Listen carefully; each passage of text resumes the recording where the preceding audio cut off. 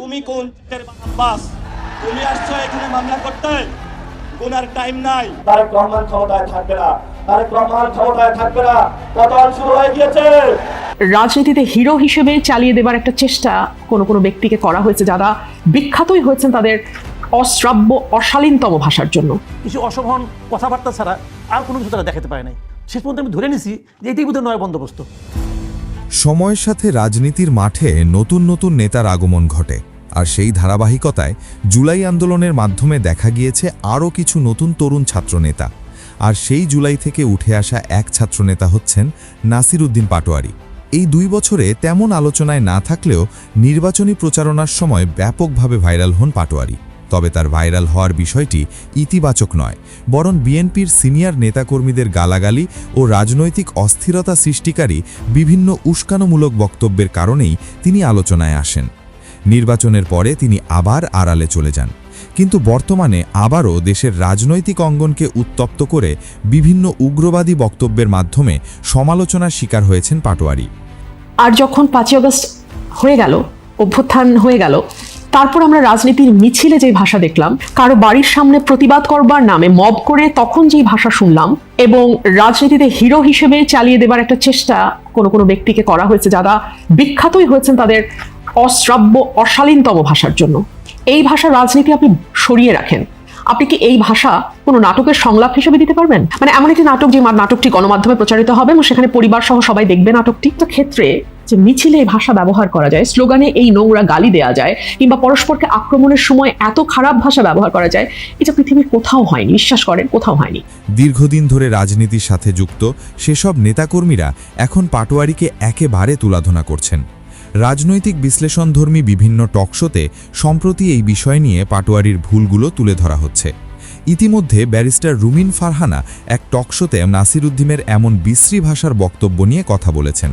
এখন আসা যাক নাসির উদ্দিন পাটোয়ারিকে নিয়ে সামাজিক যোগাযোগ মাধ্যমে জনগণ যেসব মন্তব্য করছে তা নিয়ে। এর মধ্যে কিছু মানুষ বলছেন নাসির উদ্দিন সাহসী, তবে বেশিরভাগ মানুষই বলছেন নাসির উদ্দিন পাটোয়ারি একজন বেয়াদব। এনসিপি আসলে জাতীয় পর্যায়ে বুঝে গেছে যে ওদের কোনো গুরুত্ব নাই, ওদের কোথাও কোনো গুরুত্ব নাই, ওদেরকে কেউ ভালোবাসে না। আসলে আপনি এখানে ওরা মাইর খেতেছে, আপনি নিউজগুলো আপনি সোশ্যাল মিডিয়া বাদ দেন, প্রথম আলো অথবা নিউজগুলি দেখেন, নিউজের নিচে দেখবেন কমেন্ট আছে, একজন লিখতেছে অ্যান্টিবায়োটিক দেওয়া দরকার ছিল, কিন্তু অ্যান্টিবায়োটিক তো সিঙ্গেল ডোজ হয় না, ডোজ দেওয়া লাগবে। মানুষ ওনাদের মানে মায়ের খাবার দৃশ্য নিয়ে মানুষ ফান করতেছে কেন? এইটাই হলো পাবলিক সেন্টিমেন্ট, পাবলিক পালস এখন এখানে যে পড়ছে। তার এমন মন্তব্যের পেছনে নাসির উদ্দিন পাটোয়ারির যেসব ভুল, সেগুলোই তুলে ধরা হচ্ছে। নির্বাচনের সময় মির্জা আব্বাস ছিলেন তার নির্বাচনী প্রতিদ্বন্দ্বী, কিন্তু পাটোয়ারি তার সমাবেশে গিয়ে গালাগালি থেকে শুরু করে ব্যক্তি আক্রমণ করে কথা বলেছেন। তবে নির্বাচনে হেরে যাওয়ার পর টেলিভিশনের পর্দায় তাকে খুব কমই দেখা গিয়েছে, কিন্তু হঠাৎ করে আবার আলোচনায় আসেন জুলাই পদযাত্রায় গিয়ে হবিগঞ্জে হামলার শিকার হওয়ার মাধ্যমে। তবে এই হামলার শিকার হওয়ার কারণ তার সেই অশ্লীল ও উগ্রবাদী বক্তব্য। পলিটিক্সটা এই জায়গায় গেল কীভাবে, এটা আমি অনেক আগের থেকে মন্তব্য করছিলাম যে আপনি এটা কিন্তু শুরু হয়েছে সোশ্যাল মিডিয়াতে। আপনি সমালোচনা করতে জানেন না, আপনার সমালোচনা শুরু হয় ব্যক্তি আক্রমণ দিয়ে, আপনার সমালোচনা শুরু হয় প্রোপাগান্ডা দিয়ে। তখন একটা মানুষের টলারেন্সের লেভেল থাকে।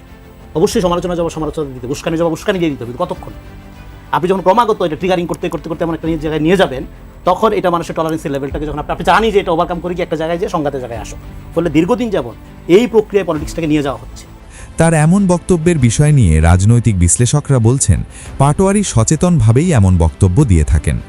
রাজনীতির মাঠে অনেক নেতাকর্মীর আগমন ও প্রস্থান ঘটে, কিন্তু আলোচনায় থাকার জন্য যদি এভাবে সিনিয়র নেতাকর্মীদের বিরুদ্ধে কথা বলা যায়, তাহলে দ্রুতই আলোচনায় উঠে আসা যায়। এই পদ্ধতিই কাজে লাগিয়েছেন পাটোয়ারি। যখনই তিনি বিভিন্ন সমাবেশে উপস্থিত থাকেন, তখন সেই জায়গার স্থানীয় কোনো এমপি বা মন্ত্রীর বিরুদ্ধে কথা বলেন, যাতে সেই জায়গায় নতুন করে আলোচনার জন্ম দিতে পারেন। তবে শুধু এসব স্থানীয় নেতাকর্মীকে আক্রমণ করেই তিনি থেমে থাকেননি।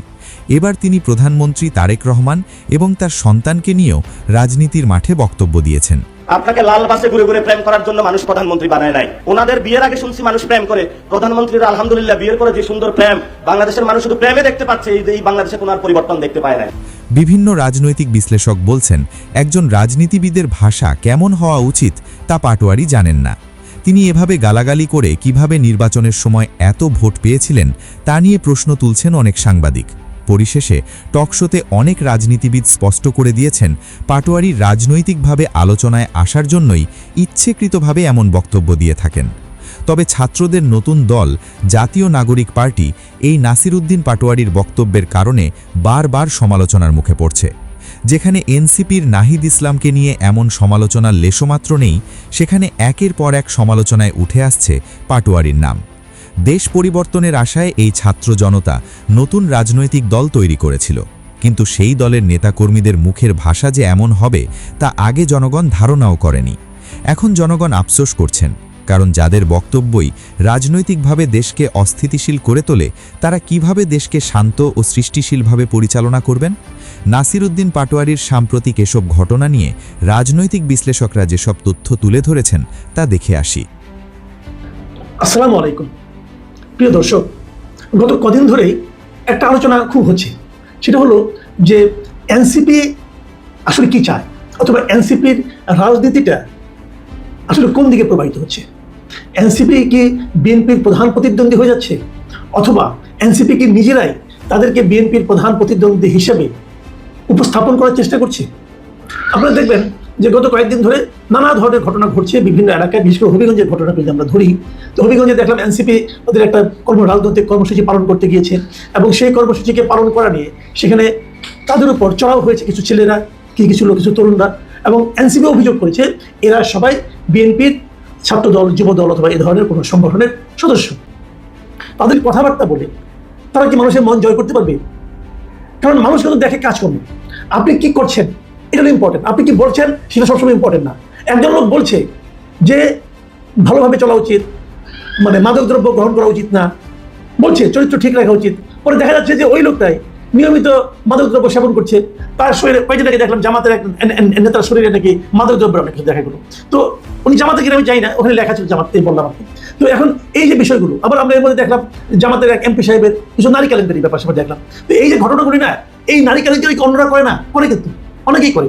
কিন্তু যখন একজন এই ধরনের রাজনৈতিক নেতা যারা নাকি সৎ লোকের শাসনের কথা বলে, যারা নাকি সৎ লোকের রাজনীতির কথা বলে, তারা যখন যত প্রভাবিত হোক, তারপরে আমি ব্যক্তিগতভাবে মনে করি যে গায়ে হাত তোলাটা কোনোভাবেই গ্রহণযোগ্য নয়।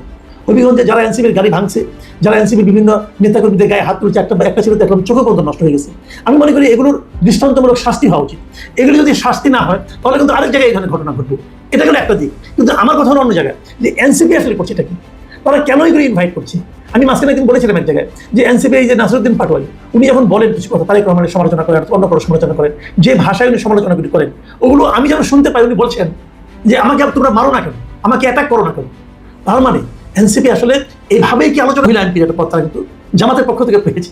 কাজেই জামাতের এই ক্ষেত্রে আমি মনে করি তাদের মধ্যে কোনো কৃপণতা ছিল না, তারা উদারী ছিল। কিন্তু এনসিপির পক্ষ থেকে আমার কাছে কেন যেন মনে হচ্ছে তাদের মধ্যে ধরনের একটা টানাপোড়েন তৈরি হয়েছে, বিশেষ করে এই স্থানীয় সরকার নির্বাচনকে কেন্দ্র করে। আমরা জেনেছি যে স্থানীয় সরকার নির্বাচনে ঢাকা সিটি কর্পোরেশনের দক্ষিণ যেটা, সেই দক্ষিণের প্রার্থিতা নিয়ে এক ধরনের টানাপোড়েন তৈরি হয়েছে। দক্ষিণে অনেকদিন আগে থেকে শুনছিলাম